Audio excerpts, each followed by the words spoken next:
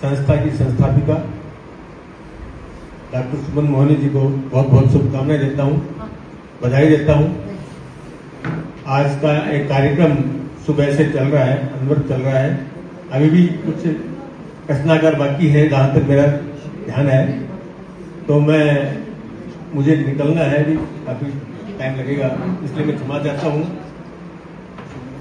सर्वप्रथम बधाई दूंगा सुमन जी को, और दूसरा 2 वर्ष के कार्यकाल में इन्होंने काफी आप सभी युवा रचनाकारों के सहयोग से काफी सुनहरी छांव का पहले नाम दूसरा था, तो सभी रचनाकार भी वही है, पदाधिकारी वही है, नाम सुनहरी छांव कर दिया।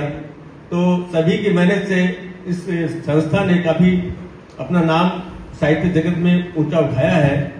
और प्रथम साझा संग्रह मर्यादा पुरुषोत्तम श्री राम का जो आज लोकार्पण हुआ है, उसमें भी आप सबकी भावों की रचनाएं कुछ संकलित हैं, मैंने कुछ देखी है। बहुत सुंदर भावों से आपने उस साझा संग्रह को सजाया है।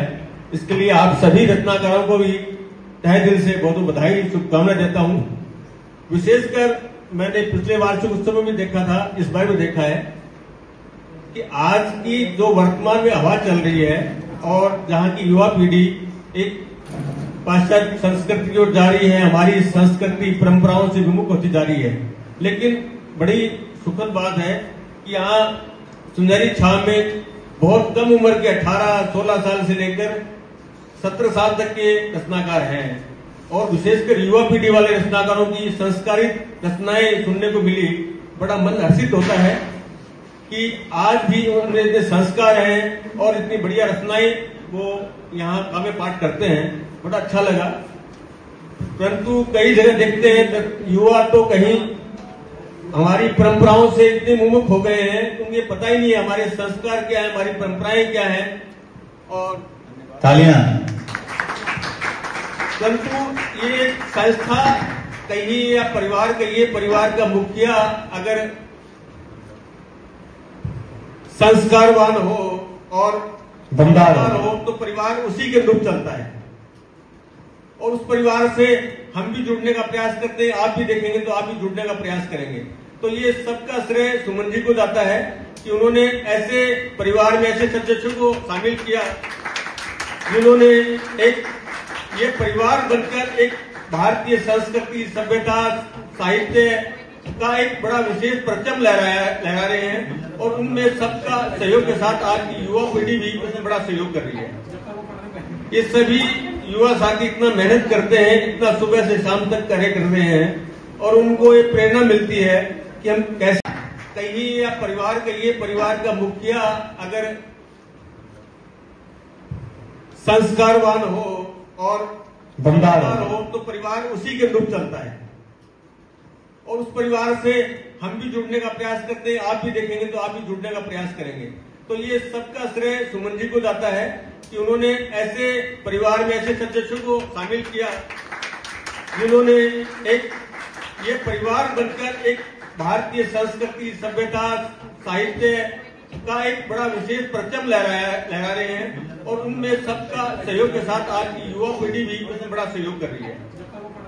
ये सभी युवा साथी इतना मेहनत करते हैं, इतना सुबह से शाम तक कार्य कर रहे हैं, और उनको ये प्रेरणा मिलती है कि हम कैसे कार्य करें, कैसी रचनाएं लिखें। उनकी रचनाएं समाज को बड़ी प्रेरणा देती है।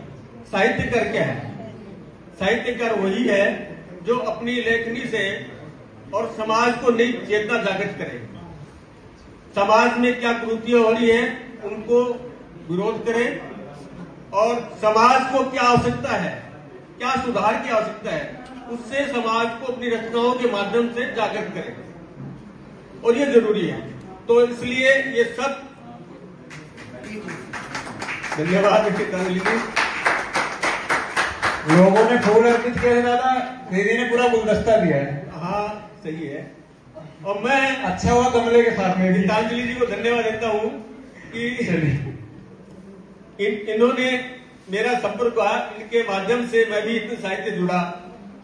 वरना मैं पत्रकार हूँ, लेखन करता हूँ, साहित्य में कहीं मेरा दूर तक संबंध नहीं था। हाँ साहित्य प्रेमी हूँ मैं, परंतु इनकी प्रेरणा से मैंने बहुत कुछ लिखना सीखा है, और जल्दी एक काव्य रचना के रूप में, पुस्तक के रूप में निकालने की कोशिश करूंगा, प्रथम प्रयास करूंगा। और वरना आज में मैंने एक रचना इसमें भी दी है श्री मर्यादा पुरुषोत्तम नाम पे, तो मैं इसके लिए गीतांजलि जी को बहुत बहुत धन्यवाद देता हूं कि मुझे वही बात है, मैं भी कह रहा था, संपर्क से जुड़ने से आदमी को प्रेरणा मिलती है, कोई कार्य मिलता है, उससे भावना जागृत होती है, उनके विचारों से लोग प्रभावित होते हैं। सुमन जी से जैसे आप लोग प्रभावित होकर जुड़े और उस अनुसार कार्य कर रहे हैं, वैसे ही मेरा भी गीतांजलि जी ने साहित्य की तरफ प्रेरणा दी और मैंने प्रयास किया। तो ये सब बढ़िया है, बातें हैं। तो अच्छे लोगों का साथ अच्छी कुछ सीखने को मिलता है और आप सभी ये प्रयास कर रहे हैं, तो इसके लिए मैं बहुत बहुत बधाई देता हूँ। पुनः धन्यवाद, आभार। मुझे बुलाया सुमन जी ने, इसके लिए पुनः आपका हार्दिक आभार।